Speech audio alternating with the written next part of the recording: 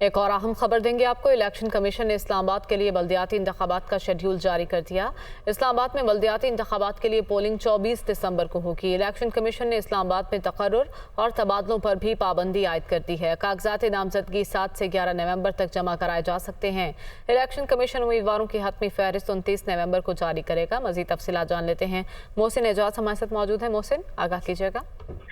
देखिए, election commission of Pakistan की जानिब से इस्लामाबाद के बल्दियाती इंतखाबात का शेड्यूल जारी कर दिया गया है और इस इंतखाबी शेड्यूल के मुताबिक इस्लामाबाद में बल्दियाती इंतखाबात के लिए पोलिंग 24 दिसंबर को होगी और इलेक्शन कमीशन ऑफ पाकिस्तान की जानिब से जारी करदा शेड्यूल के मुताबिक जो कागजात नामजदगी हैं वो 7 से 11 नवंबर तक जमा करवाए जा सकते हैं। इलेक्शन कमीशन ऑफ पाकिस्तान जो कागजात की स्क्रूटनी का अमल है वो 15 से 18 नवंबर तक करेगा और उसके बाद इलेक्शन कमीशन ऑफ पाकिस्तान जो हतमी फहरिस्त है उम्मीदवारों की वो 29 नवंबर को जारी करेगा।